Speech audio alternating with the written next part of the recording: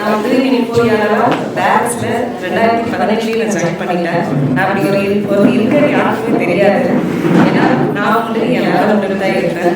நான் யாரையும் தேவையில்லாம டிஸ்டர்ப் பண்ண மாட்டேன். ஆறுமுகம் சார் இங்கே இருக்க எல்லாருமே நான் பார்த்துருக்கேன். எல்லாரும் எனக்கும் தெரியும், நான் யாருன்னு அவங்களுக்கு தெரியும். பட் நான் வந்து என் வேலை மட்டும் தான் இருப்பேன். அது என்னை பற்றி நம்ம கொஞ்சம் பெண்கள் கொஞ்சம் திமிரா இருந்தாலே அந்த மாதிரி தான் பேசுவாங்க. கோபம் இருக்கிற இடத்துல தான் குணமும் இருக்கும். என்கிட்ட யாராவது ஒரு வேலைன்னு சொன்னா அந்த வேலையை முடிக்கணும்னு தான் நான் நினைப்பேன். அதுக்காக நம்ம வந்து பேசாம இருக்கிறோம்னா நம்ம அந்த வேலையை முடிக்கிறதுல தான் தீவிரமா இருக்கணும் ஒழிய அவங்க அவாய்ட் பண்றோம்னு இல்லை. யார் என்னை பத்தி என்ன பேசினாலும் எனக்கு அதை பத்தி கவலையே இல்லை. நான் என்னோட வேலையை நான் என்னோட மனசு படி திருப்தியா செய்யறேன்.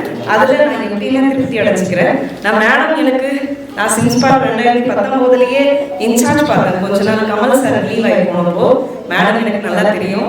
பட் மீட்டிங்ல பார்ப்பேன், நானா போய் எதுவும் பேச மாட்டேன். மேடம் பல பேரை பார்க்குறப்போ நம்மள உங்களுக்கு ரிகனைஸ் பண்ண முடியாது.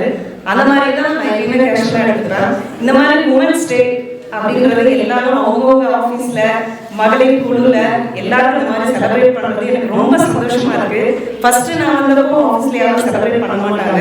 அவங்கள எல்லாம் கொஞ்சம் கொஞ்சமாக மோட்டிவேட் பண்ணி எல்லாம் ஒரே மாதிரி சேரீ எடுக்கிறது, அன்னைக்கு ஒரு நாள் மட்டும் கொஞ்சம் ரிலாக்ஸ்டா ஒரு லஞ்ச் வெளியிலேருந்து அரேஞ்ச் பண்ணி சாப்பிட்றது, இந்த மாதிரி ஒரு சின்ன சின்ன விஷயமே மகளிருக்கு வந்து அது மிகப்பெரிய சந்தோஷமா இருக்கும். நம்ம ஒருவேளை சமைக்கலன்றதே ஒரு பெரிய கிஃப்ட் மாதிரி நாங்கள் ஃபீல் பண்ணுவோம். எல்லாரும் அப்படிதான் ஃபீல் பண்ணுவீங்கன்னு நினைக்கிறேன். பட் ஆனா நிறைய பேர் சொல்லுவாங்க கூட இருக்கவங்க, எங்களுக்கு ஆண்களிடம் ஒண்ணு இருக்கா, அது என்னைக்கு கொஞ்சம் சொல்லுங்க, நாங்களும் அதை செலிப்ரேட் பண்றோம், பொறாமையா இருக்கவங்கள பார்த்து அப்படின்னு சொல்லுவாங்க. நாங்க இவ்வளவு தூரம் வளர்ந்து நிக்கிறதுக்கு காரணமே எல்லா ஆண்களும் மட்டும்தான். உங்களால மட்டும்தான் நாங்க இவ்வளவு தூரம் வளர்ந்து நிற்கிறோம். இன்னைக்கு நம்ம ஒரு குத்துவிளக்கு ஏத்துறது கூட முன்னாடி கூப்பிட்டு வச்சு ஏத்துங்க அப்படின்னு சொல்றப்போ, ஒரு காலத்துல பெண் குழந்தைனாலே அதை வந்து நம்ம வச்சுக்கணுமா வேணாமா அப்படின்னு யோசிச்சாங்க. நான் தர்மபுரி கிருஷ்ணகிரி மாவட்டத்துல இருந்து வந்திருக்கேன். தர்மபுரியை பத்தி எல்லாருக்குமே தெரியும். பெண் குழந்தைனாலே அது யாருக்குமே கருளையே அழிக்கணும்னு நினைப்பாங்க. அந்த மாதிரி நான் 2வது பெண் என்னோட வீட்டுல. நான் பிறந்ததுமே என்னை வந்து அழிக்கணும்னு நினைச்சாங்க. என்னோட அப்பா வந்து என்னை பார்க்கவே இல்லை. அது வந்து நான் தாத்தா பாட்டி வீட்லயே ஒரு 1 இயர் வரைக்கும் வளர்ந்துட்டு அதுக்கப்புறம் தான் அப்பா வீட்டுக்கே என்னை கூட்டிட்டு போனாங்க. அப்பா தூக்க மாட்டாரு சொல்லி கேள்விப்பட்டிருக்கேன். அப்பா தூக்க மாட்டாரு, 2வது பெண் குழந்தையா போச்சுன்னு ரொம்ப ஃபீல் பண்ணாரு அப்படின்னு சொன்னாங்க. ஆனா அதை வந்து நான் ஒரு 10 வயசுலயே மாத்தி காட்டேன். ஏன்னா என்னோட பிஹேவியர் ஃபுல்லாவே அப்பா மாதிரியே இருந்தது. அப்பா எப்படி ஒருத்தருக்கு ரெஸ்பெக்ட் கொடுப்பாரு, அப்பா எப்படி நடந்துப்பாரு. நான் வந்து படிச்சு ஒரு நல்ல ரேங்க் எடுத்து மற்றவங்க பெருமையா பேசுறப்போ, ஓ என் பொண்ணு இந்த அளவுக்கு வளர்ந்து நிக்கிறா அப்படின்ற பேர் வாங்கி கொடுத்ததுக்கு அப்புறம் அப்பா ஃபீல் பண்ண ஆரம்பிச்சாரு. ஒவ்வொரு விஷயமும் ஐயோ இந்த பொண்ணை நம்ம கருளைய கொல்லணும்னு நினைச்சமே, பிறந்ததும் கொள்ளணும்னு நினைச்சமே, போய் நம்ம ஒரு வருஷம் பார்க்காம விட்டுட்டோமே அப்படின்னு ஒவ்வொரு விஷயத்திலையும் அவர் ஃபீல் பண்ணுவாரா என்னன்னு எனக்கு தெரியல. ஆனா எந்த ஒரு நல்ல விஷயமா இருந்தாலும் அவங்க கேட்டியா, கலையை கேட்டியா, அவங்க கிட்ட கேட்டியான்னு அம்மாட்ட கேட்பாரு. ஆனா அவர் என்கிட்ட எதுவுமே பெருமையா சொல்ல மாட்டாரு. பட் அம்மா கிட்ட ஷேர் பண்ணுவாரு, என்னோட ரிலேட்டிவ்ஸ் கிட்ட ஷேர் பண்ணுவாரு.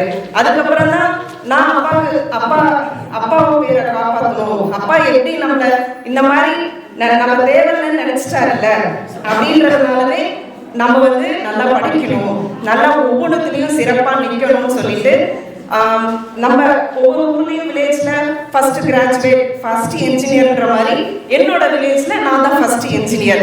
அப்பாவுக்கு அது ஒரு மிகப்பெரிய பெருமை. என் பொண்ணு அப்படின்னு சொல்லி பெருமையா பேசிப்பாரு. அந்த பெருமையை தேடித்தரணும் தான் நாங்க ஒவ்வொரு பெண்களும் நாங்க எல்லாருமே வெளியில வந்து ஒர்க் பண்றோம். எங்களை இந்த மாதிரி அப்பாவும் நம்ம என்ன செய்யறோம்னாலும் அதை சப்போர்ட் பண்ணி மோட்டிவேட் பண்ணி நீங்க இதை பண்ணுங்க, நாங்க உங்களுக்கு உறுதுணையா நிக்கிறோம் அப்படின்னு நீங்க எல்லாம் சொல்ல காட்டினா நாங்களே இந்த மாதிரிலாம் நிக்க முடியுது.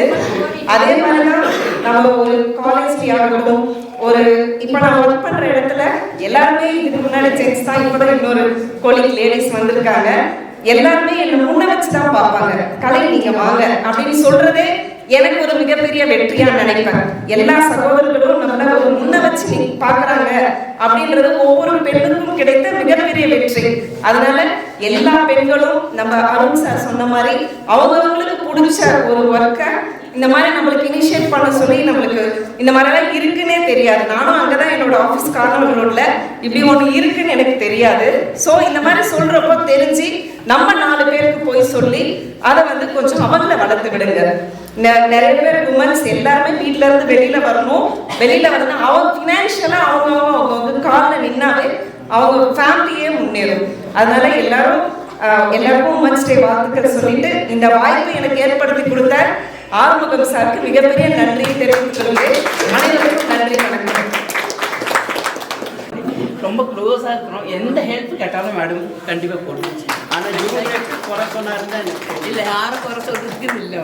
அவங்கள்ட்ட போன வீட்டு அம்மா